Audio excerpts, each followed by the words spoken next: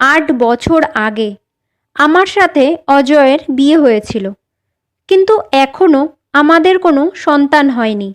অনেক ডাক্তার দেখিয়েছি, মানত করেছি, পুজো দিয়েছি, সব রকম চেষ্টা করেছি, তবুও আজও আমার কোল শূন্য। পাড়া প্রতিবেশী, আত্মীয় স্বজন অনেকেই অনেক কথা বলে, সব কিছুই আমি মুখ বুজে সহ্য করি। তবে এখন আমার স্বামী দ্বিতীয় বিয়ে করার কথা ভাবছে। একদিন আমার স্বামী আমাকে বলল, তুমি তো আমাকে সন্তানের সুখ দিতে পারলে না, তাই আমি আবার বিয়ে করতে চাই। এই কথা শুনে আমি যা করলাম তা অজয় কল্পনাতেও ভাবতে পারেনি। চলুন আমার জীবনের গল্পটা আপনাদের সাথে শেয়ার করি। একদিন সন্ধ্যাবেলায় আমি আমার স্বামী অজয়ের জন্য অপেক্ষা করছিলাম। সাধারণত 7টার মধ্যে চলে আসে, কিন্তু আজ 7:45 বেজে গেল। আজ অজয়ের জন্মদিন, তাই নিজে হাতে ওর জন্য সব কিছু রান্না করেছি। হঠাৎ কলিং বেলের শব্দ হলো। দরজা খুলতেই দেখি অজয়। ওকে দেখেই আমি জিজ্ঞেস করলাম, কি গো, আজ এত দেরি হলো তোমার? অফিসে খুব কাজের চাপ ছিল নাকি? কিন্তু অজয় কোনো উত্তর না দিয়েই সোজা নিজের ঘরের দিকে চলে গেল। এটা দেখে আমি একটু অবাক হই। আবার জিজ্ঞেস করি, কি হলো, তুমি কোনো টেনশনে আছো নাকি? আমার প্রশ্নের কোনো উত্তর দিলে না। অজয় বলল, আমার তোমার সাথে খুব জরুরি কিছু কথা আছে। আমি বললাম, কথা? সে না হয় পরে শুনবো ক্ষণে, আগে তুমি হাত মুখ ধুয়ে নাও। আজ তারিখটা কত সেটা কি মনে আছে? 12ই শ্রাবণ, তোমার জন্মদিন। তোমার পছন্দের সব কিছু বানিয়েছি, আগে খাবে এসো। আমার কথা শুনে অজয় একটু বিরক্ত হয়ে বলল, বললাম তো আমার কিছু জরুরি কথা আছে। ঠিক আছে, বলো কি কথা? অজয় বলল, আমাদের বিয়ের 8 বছর হয়ে গেছে, তবুও আমাদের কোনো সন্তান হয়নি। ওর কথা শুনে আমার চোখে জল চলে এলো। ভারী গলায় বললাম, এতে আমাদের কি দোষ বলো? আমরা তো সব চেষ্টাই করেছি, হয়তো এটাই ঈশ্বরের ইচ্ছে। আমরা আর কি করতে পারি? অজয় বিরক্ত হয়ে বলল, কিন্তু আত্মীয় স্বজন, পাড়া প্রতিবেশী, এমনকি আমার অফিসের কলিগরা আমাদের নিয়ে নানা রকম কথা বলে।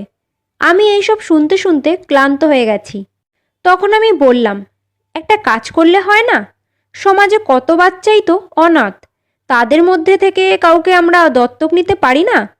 আমার কথা শেষ হওয়ার আগেই অজয় রেগে বলে উঠল, না, একদম না।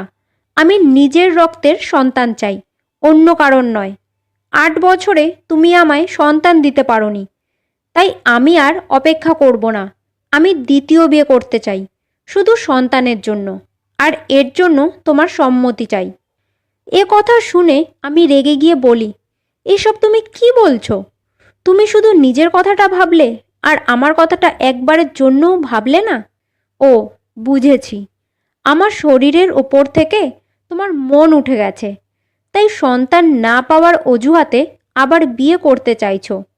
কিন্তু মনে রেখো, আমি কখনোই এতে রাজি হব না।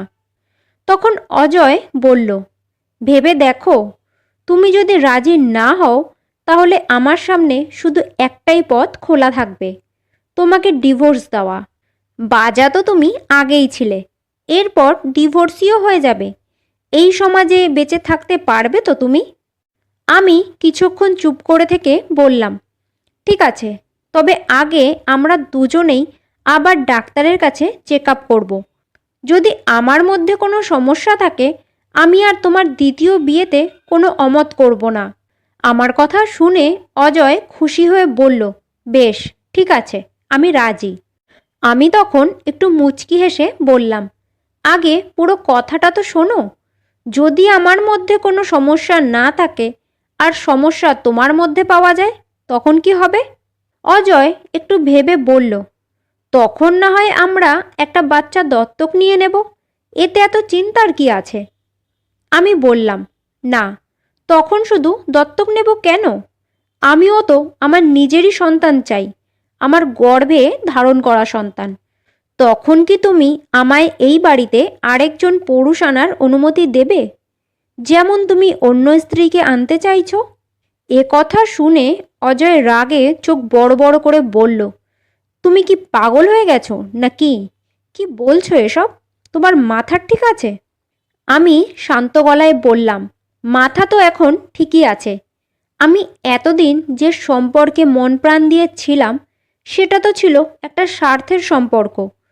তুমি আমায় কি ডিভোর্স দেবে?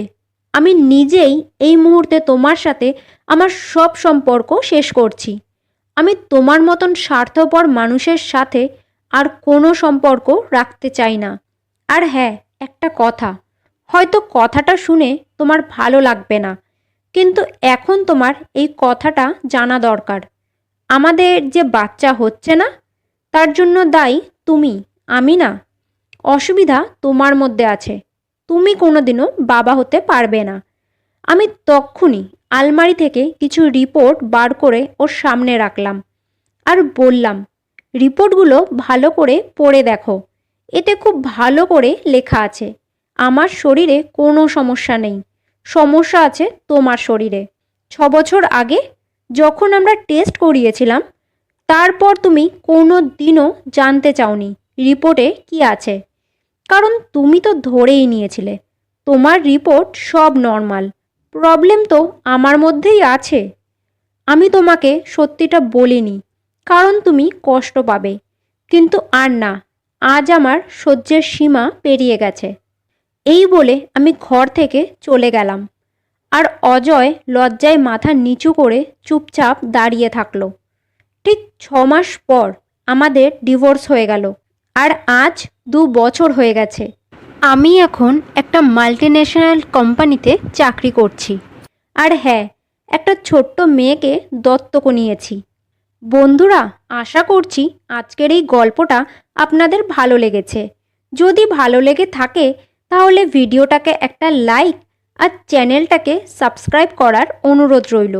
আবার দেখা হবে একটি নতুন গল্প নিয়ে। ততদিন ভালো থাকুন, সুস্থ থাকুন। ধন্যবাদ।